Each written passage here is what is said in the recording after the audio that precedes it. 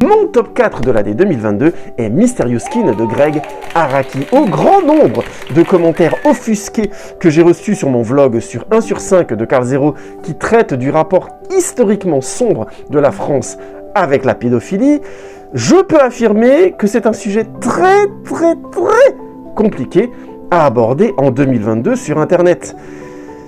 Alors, au cinéma, à la fin des années 90, imaginez.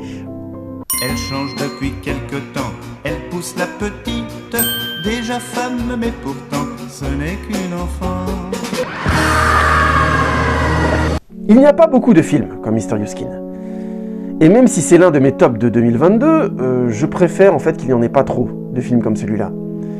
Tant la tentative est délicate. Jugez plutôt. Le film suit deux garçons.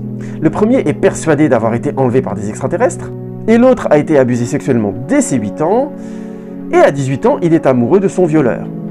Bon, vous avez compris, c'est un film dur. Mais ça suffit pas. C'est la mise en scène de Gregg Araki qui est très perturbante. Et géniale. Le cheval, c'est génial. Sans juger des personnages, il les suit et adopte leur point de vue. Étranges, perdus et perturbés, nos héros n'en ont pas moins des sentiments respectables. Et si l'un des deux aime son agresseur, aussi incompréhensible voire inacceptable que cela puisse paraître, ce n'est pas à Araki, ni à toi, spectateur, de juger de cela. That feels good, doesn't it, Neil? Can we put the blanket over our heads like we did last time? Here we go. Et en termes de cinéma, c'est beaucoup plus intéressant d'essayer de comprendre la brisure émotionnelle de ce jeune homme, interprété à la perfection par Joseph Gordon-Levitt.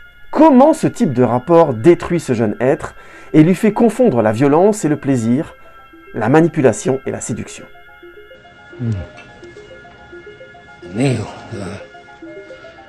so what are you doing in New York City? Et c'est là qu'est le génie d'Araki. Exprimer une part d'innommable, tout en n'en franchissant jamais la limite. Ce que son personnage ressent est vrai, mais n'est pas juste.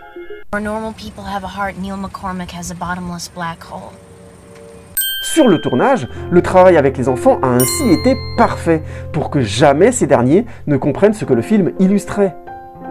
Pour qu'ils réalisent des gestes qui imiteraient l'impensable, tout en étant pour eux un jeu d'acteurs rigolo et léger. Araki a ajouté à cette sensibilité créative exceptionnelle un sens du hors-champ précis. Et on obtient un des films les plus durs à regarder jamais fait.